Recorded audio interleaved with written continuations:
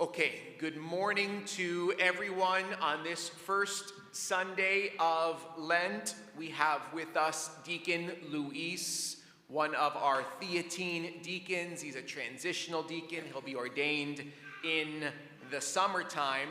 He's still learning English every single day. I'm very grateful for his presence, and we are supporting him in that venture.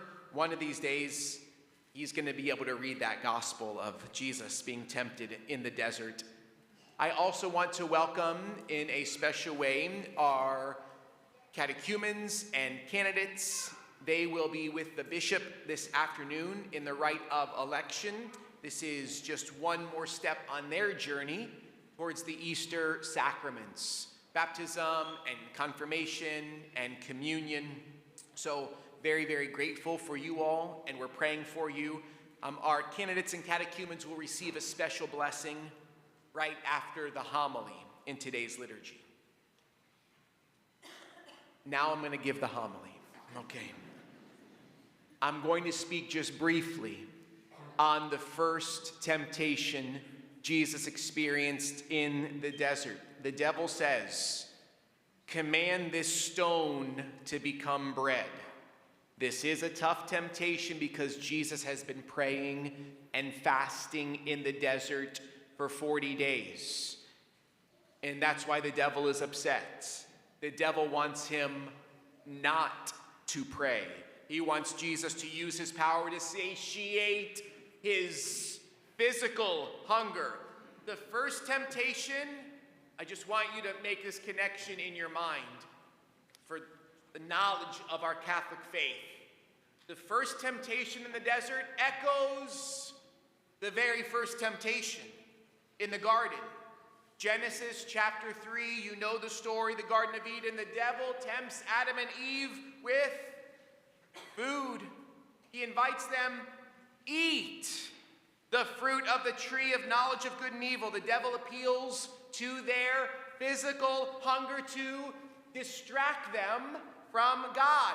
That food becomes, for Adam and Eve, more important than obeying God, more important than their relationship with God. Sadly, that temptation works for Adam and Eve, but it does not work for Jesus in the gospel. Jesus rebukes the devil with that verse from the Old Testament, Deuteronomy. One does not live by bread alone. Jesus reminds the devil that human beings have needs beyond their physical needs. We have more profound desires, more than just for food and sleep and pleasure and comfort. We are built with a desire for God. We have been created with a need deep within us for a relationship with God. Do you know Father Leo Padalinghug? Have you heard of him? He's kind of a celebrity priest. He spoke at the Catholic Women's Conference several years ago. He's a master chef, and he won on Throwdown with Bobby Flay on the Food Network. It's true. He did win, and he's got this huge personality, and he's always on Catholic radio. In any event, for a long time, Father Leo, he promoted this movement called Grace Before Meals. We've all heard that families that pray together stay together. Father Leo would say families that eat together stay together. Parents have a sacred task, a sacred responsibility of feeding their children, and that involves creating quality time around the table for family. And along those same lines, married couples. Marriage is more successful, it's happier when spouses share meals each day. And Father Leo, his simple point is that food is not just about food, it is about relationship. And you know this. To share a delicious meal is to share life. And that experience meets other needs that we have. This is the reason, my fellow Catholics, we pray grace before meals, breakfast, lunch, and dinner. We recognize that God is doing something in our heart when we eat, especially when we eat with others. God, our Father, he takes this responsibility, this sacred responsibility, so seriously. He feeds us with both food and love. Not just our bodies, but also our souls. Personally, I don't know if you can relate to this or not, but when I eat by myself, I am less satisfied. And I usually just look at my phone, which makes me think I am content, but it's just a distraction. Man does not live by bread alone. That goes hand in hand with, it is not good for a man to be alone. All of us have to fight to share meals with others. We have to fight to make it a priority, like Father Leo says.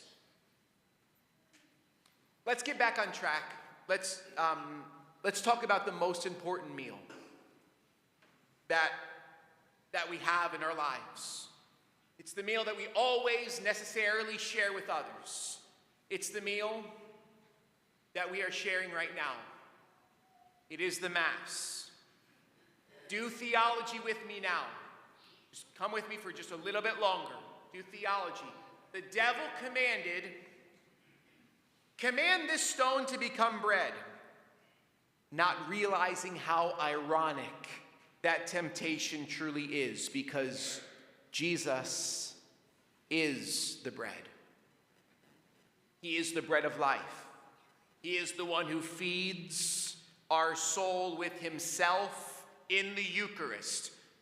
Think about this. Jesus does not command a stone to become bread, but rather he commands bread to become his precious body.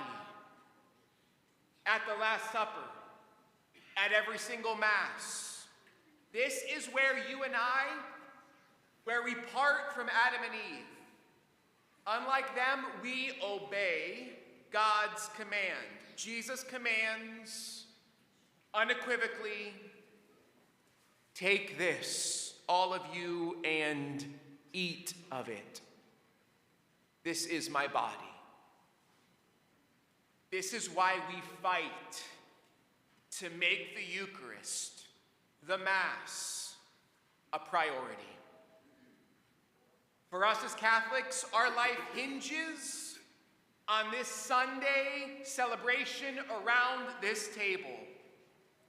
We are not alone. We have a relationship with Christ. He is not just the bread.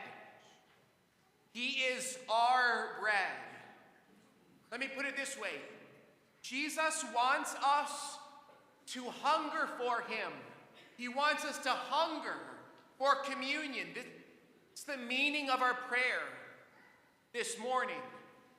Sunday after Sunday, we're simply longing for God. Jesus, please understand this.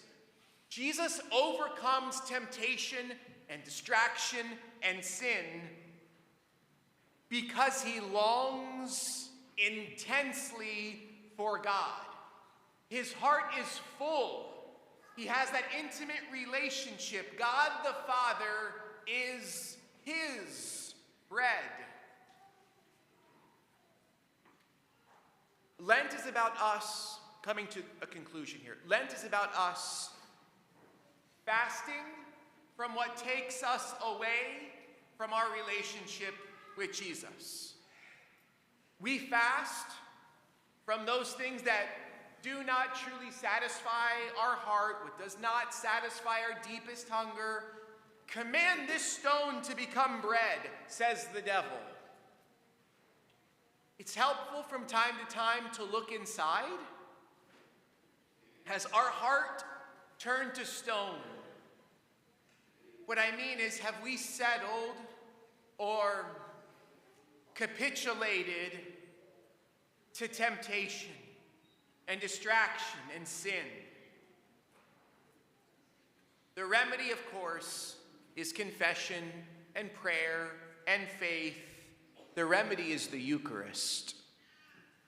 The grace of this sacrament we are celebrating right now softens our hardened hearts and renews our longing for God. Jesus is longing for you intensely right now. Receive these words very personally, as if I was only speaking to you. Jesus has gathered you to this altar to feed you with his body and blood, soul and divinity. Holy Communion at Mass is about relationship, a relationship that strengthens us against temptation.